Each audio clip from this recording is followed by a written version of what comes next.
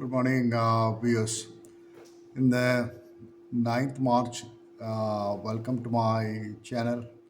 So കഴിഞ്ഞ ഒരു മൂന്നാഴ്ചയായിട്ട് ദി ബെസ്റ്റ് പെർഫോമിംഗ് വീക്ക് മാർക്കറ്റിലുണ്ടായത് ലാസ്റ്റ് വീക്കിലായിരുന്നു. അതിൽ മെയിൻ കോൺട്രിബ്യൂട്ടർ റിലയൻസിൻ്റെ ആയിരുന്നു. പിന്നെ മെറ്റൽ സ്റ്റോക്സ് നന്നായി കോൺട്രിബ്യൂട്ട് ചെയ്തു. ഇപ്പം ഞാൻ കാണുന്ന വേൾഡ് മാർക്കറ്റൊക്കെ ഗ്രീനിലാണ് കാണുന്നത്. അതുകൊണ്ട് നാളെ ഇപ്പം പോസിറ്റീവ് ഓപ്പണിംഗ് ആയിരിക്കും ഞാൻ വിചാരിക്കുന്നു. അപ്പം നാളെ ഇപ്പോൾ വാച്ച് ചെയ്യേണ്ട സ്റ്റോക്ക് നെസ്ലെ ആണ്. കാരണം നെസ്ലക്ക് ഒരു വാർണിംഗ് ലെറ്റർ മാർക്കറ്റ് റെഗുലേറ്റേഴ്സിന് എടുക്കുന്നത് കിട്ടിയിട്ടുണ്ടെന്ന് പറയുന്നു. So what they are saying that the breach of insider trading regulations-നെ കുറിച്ചാണ് പറഞ്ഞിട്ടുള്ളത്. സോ നാളെ മാർക്കറ്റ് ഓപ്പൺ ചെയ്യുമ്പം കാണാം എങ്ങനെയാണ്. സോ ഇപ്പം സൺഡേ ആയതുകൊണ്ട് എനിക്ക് മാർക്കറ്റിനെ കുറിച്ച് കൂടുതൽ ഇന്നായിട്ട് ഇന്ന് നമുക്ക് ഡിസ്കസ് ചെയ്യുന്ന ചില സ്റ്റോക്സിനെ കുറിച്ച് ഡിസ്കസ് ചെയ്യാം. അതിന് മുന്നിൽ എനിക്ക് പറഞ്ഞത് നമ്മുടെ മാർക്കറ്റിലുള്ള ഈ പുതിയ innovative companies, how the innovation works in the market. So ഇന്നോവേഷൻസിനെ കുറിച്ച് പറഞ്ഞപ്പോൾ എനിക്ക് ഓർമ്മ വന്ന ഫസ്റ്റ് തന്നെ വരുന്നത് നമ്മുടെ ഈ ഡക്കാൻ എയറിനെ കുറിച്ചായിരുന്നു. ഈ ലോ കോസ്റ്റ് ഫ്ലൈയിങ്ങിൻ്റെ ആദ്യമായിട്ടുള്ള ഒരു ഇന്നോവേഷൻ ചെയ്ത ഒരാൾ നമ്മളെ ക്യാപ്റ്റൻ ഗോപിനാഥായിരുന്നു.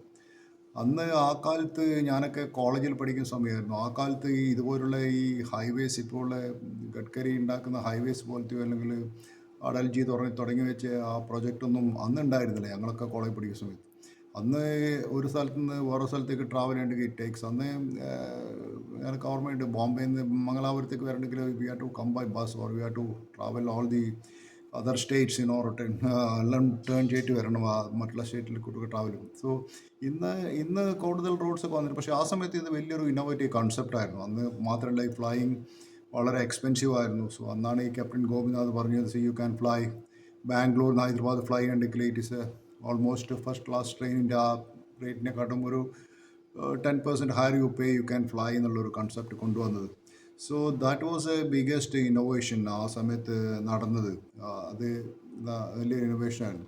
അതുപോലെ ഇപ്പോൾ നടക്കുന്ന ഇലക്ട്രിക് കാർസ് പറയാമെന്ന് വെച്ചാൽ, ഇലക്ട്രിക് കാർസിൻ്റെയും ഒരു ഇന്നോവേഷൻ വന്നതെന്ന് വെച്ചാൽ ഇത് high cost of fuel. Second thing is that depleting oil reserves ആയിരുന്നു. പിന്നെ ഈ പല ബിസിനസ് മോഡൽസ്, അതുപോലെ വേറൊരു ബിസിനസ് മോഡൽ എനിക്ക് ഞങ്ങളുടെ ഇന്നോവേറ്റീവ് ബിസിനസ് മോഡൽസിൽ ഈ IPL ആയിരുന്നു. ഞങ്ങളൊക്കെ സ്കൂൾ പഠിക്കുന്ന സമയത്ത് അന്ന് ടെസ്റ്റ് മാച്ച് ഉണ്ടായിരുന്നുള്ളൂ. ക്രിക്കറ്റ് ഈ IPL എന്ന് പറഞ്ഞ സംഭവം അന്ന് ഉണ്ടായിരുന്നില്ല.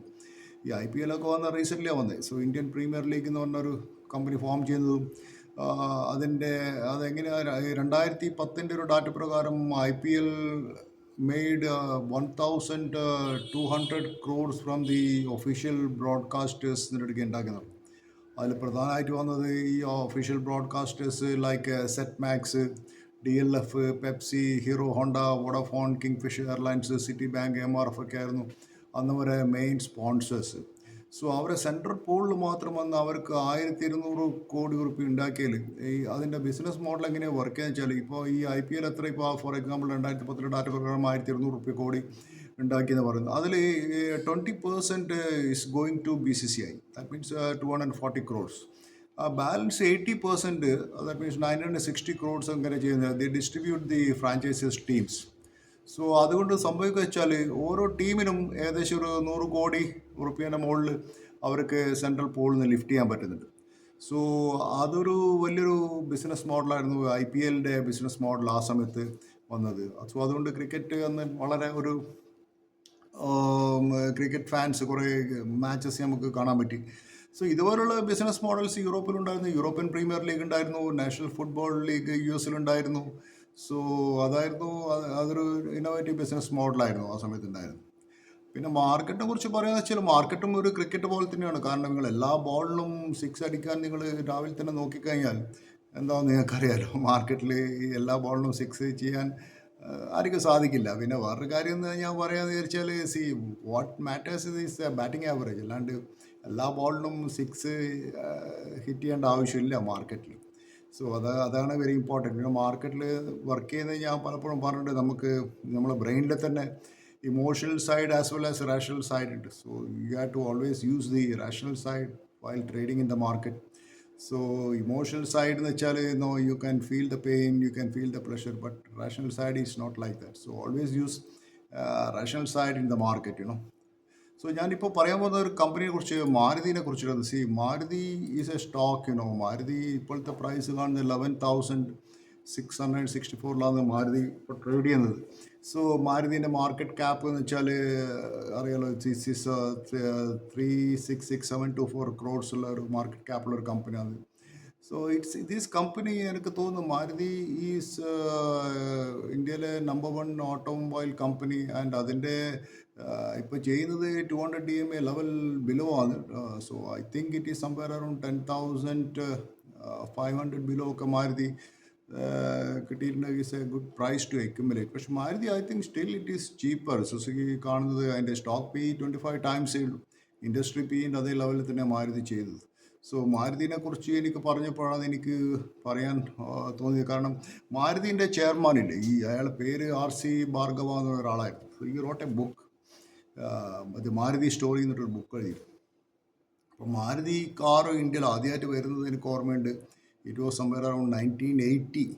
ഗവൺമെൻറ് ഓഫ് ഇന്ത്യയും ഇൻ കൊളാബറേഷൻസ് വിത്ത് ജപ്പാനിലെ സുസുക്കി കമ്പനി ആയിട്ടുള്ള ഒരു കൊളാബറേഷനിലാണ് മാരുതി ആദ്യമായി കാറുണ്ടാക്കി. അത് വലിയൊരു സക്സസ് സ്റ്റോറിയായിരുന്നു ഇന്ത്യൻ്റെ. ഈ സുസുക്കി മോട്ടോർ കമ്പനി അന്ന് വന്ന സമയത്ത് ദേ വാണ്ട് ടു ഇൻട്രൊഡ്യൂസ് ഈ സുസുക്കിയിലുണ്ടായിരുന്ന സംബന്ധി ജപ്പാനിലുണ്ടായിരുന്ന ബെസ്റ്റ് പ്രാക്ടീസസ് അവർക്ക് ഇന്ത്യയിലും ഇൻട്രൊഡ്യൂസ് ചെയ്യണമെന്നുണ്ടായിരുന്നു. അങ്ങനെ ഒരു പ്രാക്ടീസ് അവർ ഇൻട്രൊഡ്യൂസ് ചെയ്യാൻ ശ്രമിച്ചതെന്ന് വെച്ചാൽ ഈ എംപ്ലോയി സജഷൻ സ്കീമായിരുന്നു. ഈ എംപ്ലോയി സജഷൻ സ്കീം ഇന്ത്യയിൽ കൊണ്ടുവന്ന സമയത്ത്, സുസുക്കി മോട്ടോഴ്സ് കൊണ്ടുവന്ന സമയത്ത്, അൺഫോർച്ചുനേറ്റ്ലി ഇന്ത്യയിലുള്ള മാനേജേഴ്സ് അത് വളരെ മോശമായിട്ട് റെസ്പോണ്ട് ചെയ്തു. അവർ പറഞ്ഞതെന്ന് വെച്ചാൽ we have to faithfully follow the manufacturing process. അത് എംപ്ലോയീസ് എല്ലാം ഫോളോ ചെയ്യണം. അല്ലാണ്ട് എംപ്ലോയീസിൻ്റെ സജഷൻ അതിൻ്റെ അകത്ത് ആവശ്യമില്ല. നമുക്ക് what is the process, manufacturing process, ഇത് എംപ്ലോയീസ് ഹാസ് ടു ഫോളോ. പക്ഷേ സുസുക്കി ആ സമയത്ത് പറഞ്ഞു വെച്ചാൽ സുസുക്കി അതിൻ്റെ അകത്ത് അൺഹാപ്പി ആയിരുന്നു. സുസുക്കി പറഞ്ഞ് ഞങ്ങൾക്ക് we want to the participation from the employees also. അങ്ങനെയാണ് മാരുതി എന്താ വെച്ചാൽ ഈ വാല്യൂ ആഡഡ് സജഷൻസ് വേണമെന്നുള്ളത് കൊണ്ട് ഒരു സജഷൻ. ആ സമയത്ത് എന്ന് വെച്ചാൽ ഈ മാരുതി ഒരു സജഷൻ ബോക്സ് ഓപ്പൺ ചെയ്ത സമയത്ത് എല്ലാ എംപ്ലോയീസിനും സജസ്റ്റ് ചെയ്യാൻ പറഞ്ഞ സമയത്ത് ആരും സജസ്റ്റ് ചെയ്തേയില്ല. ഒരു എംപ്ലോയി സജസ്റ്റ് ചെയ്യില്ല. കാരണം ഇവർ ഇന്ത്യൻ മാനേജ്മെൻറ്റ് സുസുക്കിയോട് പറഞ്ഞു ഇവിടെയുള്ള ഇൻഎക്സ്പീരിയൻസ് ലേബേഴ്സാണ്, അവർക്കൊന്നും ഒരു സജഷനൊന്നും തരാൻ പറ്റില്ല. അപ്പോൾ ഈ സുസുക്കി മാനേജ്മെൻറ്റ് എന്താ ചെയ്യുന്നത് വെച്ചാൽ they asked employees to give suggestions. എല്ലാ സജഷനും ഓരോ സജഷനും അവർ പേ ചെയ്യാൻ പറഞ്ഞു. So they got a lot of suggestion from the employees. അപ്പോൾ ഈ സജഷൻ വന്ന സമയത്ത് ഇവർ നോക്കിയ സമയത്ത് 90% സജഷൻസും ഫൂളിഷ് സജഷൻസ് ആയിരുന്നു. അപ്പോൾ ഇന്ത്യൻ മാനേജർ ഇതാണ് ഞങ്ങൾ പറഞ്ഞത്, ഞങ്ങൾ എംപ്ലോയീസിൻ്റെ അടുക്കൽ നിന്നുള്ള സജഷൻ വേണ്ട എന്നുള്ള കാര്യം. സോ പക്ഷേ ഈ ദേ started keep on paying and slowly they started getting very quality suggestions. പിന്നെ അവർ ലേറ്റസ്റ്റ് സ്റ്റേജിൽ അവർ പറഞ്ഞു വെച്ചാൽ so we will pay incentives only for those that is implemented എന്നുള്ള കാര്യം. സോ അതൊരു വലിയൊരു ടേൺ അറൗണ്ട് സ്റ്റോറി ആയിരുന്നു സുസുക്കിയിൽ ഉണ്ടായിരുന്നത് പറഞ്ഞു. അതുപോലെ സുസുക്കി ചെയ്തത് ഈ ക്വാളിറ്റി സർക്കിൾ ആദ്യമായിട്ട് ഇന്ത്യയിൽ കൊണ്ടുവന്നൊരു കമ്പനി സുസുക്കിയായിരുന്നു. ഈ ക്വാളിറ്റി സർക്കിൾസ് എന്ന് വെച്ചാൽ ഈ ഷോപ്പ് ഫ്ലോറിൽ they make A team of 10 employees, 10 workers, and 10 employees solve the problems that applies to the issue come up to the shop floor. എന്തൊക്കെ ഇഷ്യൂ വരുന്നത് അതൊക്കെ ഈ ഷോപ്പ് ഫ്ലോറിൽ ക്വാളിറ്റി സർക്കിൾ ഉണ്ടാക്കിയത്. പിന്നെ മാരുതിൻ്റെ കാര്യം ആലോചിക്കുക, മാരുതി ഒരു ഫസ്റ്റ് കാർ ലോഞ്ച് ചെയ്തിട്ട് അതിൻ്റെ second model Maruti Zen launch ചെയ്തത് ആഫ്റ്റർ 10 years ആയിരുന്നു. 10 കൊല്ലം കഴിഞ്ഞിട്ടാണ് നെക്സ്റ്റ് കാർ തന്നെ വന്നത്. പക്ഷേ പിന്നെ കോമ്പറ്റീഷൻ മാർക്കറ്റിൽ വന്ന സമയത്ത് അവർക്ക് they had to launch new കാർസിന്. സോ ഇന്നിപ്പം ഒരു കാലത്ത് മാരുതി ആയിരുന്നു ഇന്ത്യയിലെ 90% മാർക്കറ്റ് കാറിൽ ലീഡ് ചെയ്ത് മാരുതിൻ്റെ 90% ഓഫ് ദി മാർക്കറ്റ് ഷെയർ മാരുതിക്ക് ഉണ്ടായിരുന്നു. So now it is only 50%, മാരുതിൻ്റെ 50%. So ഈ മാരുതിൻ്റെ ഒരു ടാർഗറ്റ് എന്ന് വെച്ചാൽ 1,00,000 കാർ ഒരു മാസം വിൽക്കുക എന്നുള്ളതായിരുന്നു. So they achieve that sold first time 1,000,000 car വിറ്റത് 2010. സോ അതായിരുന്നു മാരുതിൻ്റെ ഒരു ഭാർഗവ അയാൾ ബുക്കിൽ എഴുതിയ ഒരു സ്റ്റോറി ആയിരുന്നു ഞാൻ പറഞ്ഞത്. അതുപോലെ ടാറ്റ മോട്ടോഴ്സിനെ കുറിച്ച് പറഞ്ഞാൽ ടാറ്റ മോട്ടോഴ്സ് ഇന്ന് 648 Tata Motors again I think Tata Motors വളരെ ഇപ്പോൾ 1 year ലോയിലുള്ളത് ടാറ്റ മോട്ടോഴ്സ് കറക്റ്റ് ചെയ്തിട്ടില്ല. ടാറ്റ മോട്ടോഴ്സ് ഓൾമോസ്റ്റ് എത്ര പോയത് 1000 എബോവ് പോയ സ്റ്റോക്കാണ് ഇപ്പോൾ almost trading around 60 sorry 600 trade ചെയ്യുന്നുണ്ട്. സോ ഐ തിങ്ക് ഈ ഒരു 412 ആണ് ടാറ്റ മോട്ടോഴ്സിൻ്റെ ഒരു സപ്പോർട്ട് ലെവൽ ഞാൻ കാണുന്നത്.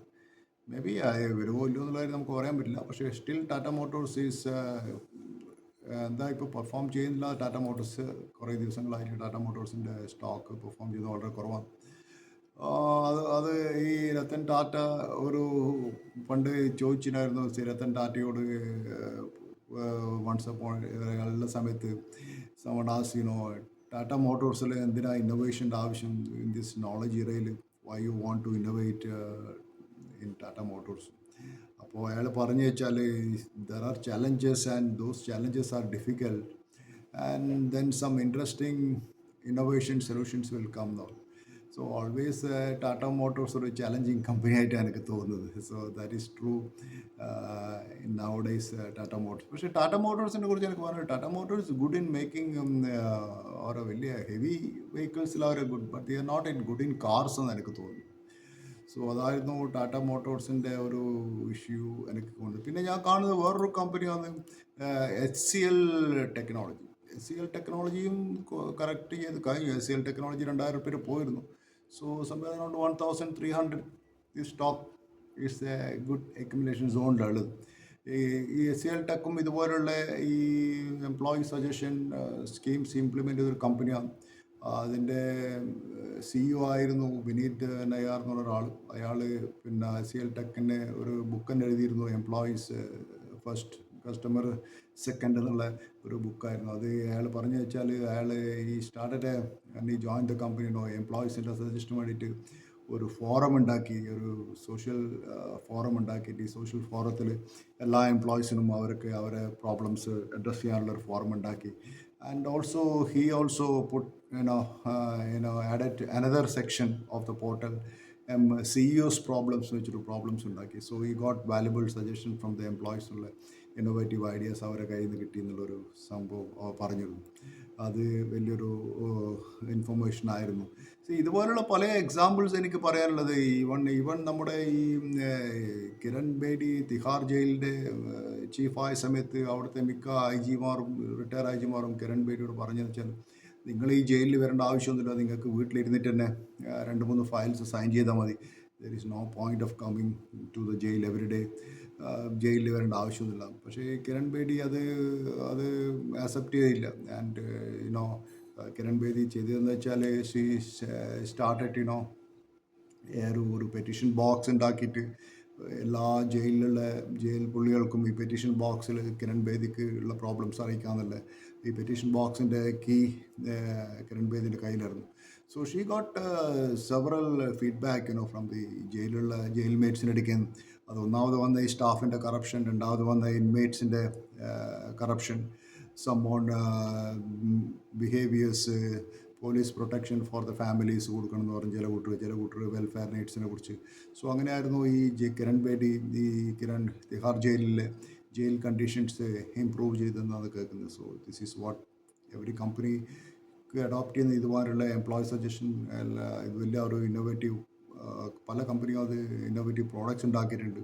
Four example 3M, Procter and Gamble ഇതുപോലത്തുള്ള കമ്പനികളൊക്കെ ഇത് റുട്ടീൻലി പ്രാക്ടീസ് ചെയ്യാണ്. സോ അതുപോലെ ഗാലക്സി സർഫാക്റ്റൻ്റ് എന്ന് പറഞ്ഞൊരു കമ്പനി. This company also very good company. Galaxy അത് വളരെ കറക്റ്റ് ചെയ്ത കമ്പനിയാണ്. ഇപ്പോൾ പ്രൈസ് ഓൾമോസ്റ്റ് ട്രേഡ് ചെയ്യുന്നത് 2300 ഈ ട്രേഡ് ചെയ്യുന്നത് ഗാലക്സി സർഫാക്റ്റൻ്റ് എന്നുള്ള company. So I think this company is worth watching. ഈ ഗാലക്സി സർഫാക്റ്റിനെ കുറിച്ച് പറയാനുള്ള എനിക്ക് പറയാൻ വെച്ചാൽ ഇതൊരു 30 കൊല്ലത്തിൽ കൂടുതൽ പഴക്കമുള്ള കമ്പനിയാണ്. ഇത് സർഫാക്റ്റൻറ്റ് യൂസ് ചെയ്യുന്ന എല്ലാ പേഴ്സണൽ കെയർ, ഹോം കെയർ പ്രോഡക്ട്സിലും ഈ സർഫാക്റ്റൻറ്റ് യൂസ് ചെയ്യുന്നുണ്ട്. ഫോർ എക്സാമ്പിൾ നമ്മൾ ടൂത്ത് പേസ്റ്റ് ഉപയോഗിക്കുന്ന ആളെങ്കിലും നിങ്ങൾ ഏതെങ്കിലും ടൂത്ത് പേസ്റ്റ് ഉപയോഗിച്ചിട്ടുണ്ടെങ്കിൽ ഈ ഗാലക്സി സർഫാക്റ്റൻ്റെ ഈ പ്രോഡക്ട്സ് നിങ്ങൾ യൂസ് ചെയ്തിട്ടുണ്ട്. കാരണം ഗാലക്സി സർഫാക്റ്റൻ്റാണ് ഈ സോഡിയം ലോറൽ സൾഫേറ്റ് എന്ന് പറഞ്ഞൊരു ടൂത്ത് പേസ്റ്റിൽ ഉപയോഗിക്കുന്ന ഒരു ഇൻഗ്രീഡിയൻറ്റ് സപ്ലൈ ചെയ്യുന്നത്. So these companies worth watching, Galaxy Surfactant. So അത് വലിയൊരു കമ്പനിയാണ്. So you can watch this company. അത് വേറൊരു കാര്യം എനിക്ക് പറയാനുള്ള ചില മാർക്കറ്റിൽ നിങ്ങൾക്ക് lot of information you are getting every day. Market is cluttered with lot of informations. So information എന്ന് വെച്ചാൽ നമ്മളെ എഡ്യൂക്കേഷൻ്റെ വലിയൊരു പ്രശ്നം വെച്ചാൽ we are giving information to the students. പണ്ട് കാലത്ത് നമുക്കൊന്നും ഇൻഫർമേഷൻ കിട്ടണമെങ്കിൽ ഈ ഔട്ട്ഡേറ്റഡ് ന്യൂസ് പേപ്പേഴ്സ് വായിച്ചാൽ ഇൻഫർമേഷൻ കിട്ടുമായിരുന്നു. ഇന്ന് every phone is a computer. So ഫോണിലേക്കൂട്ട് നിങ്ങൾക്ക് ലോട്ട് ഓഫ് ഇൻഫർമേഷൻ കുട്ടികൾക്ക് കിട്ടുന്നുണ്ട്. സോ സ്കൂളിലെന്ന് വെച്ചാൽ they are teaching only information. They are not teaching the students how to think എന്നുള്ള കാര്യം. അതുപോലെ തന്നെയാണ് ഈ മാർക്കറ്റിലെ പ്രധാനപ്പെട്ട കാര്യം. മാർക്കറ്റിൽ ഈ if you don't think you കാണ്ട് ഇന്നോവേറ്റ്. അതാണ് നമ്മളെ കോളേജിലും നമ്മുടെ സ്കൂൾസിലൊന്നും യാതൊരു ഇന്നോവേഷൻ വരാമെന്ന് വെച്ചാൽ they are teaching only information. The teachers gather ചെയ്യുന്ന ഇൻഫർമേഷൻ കൊടുക്കും.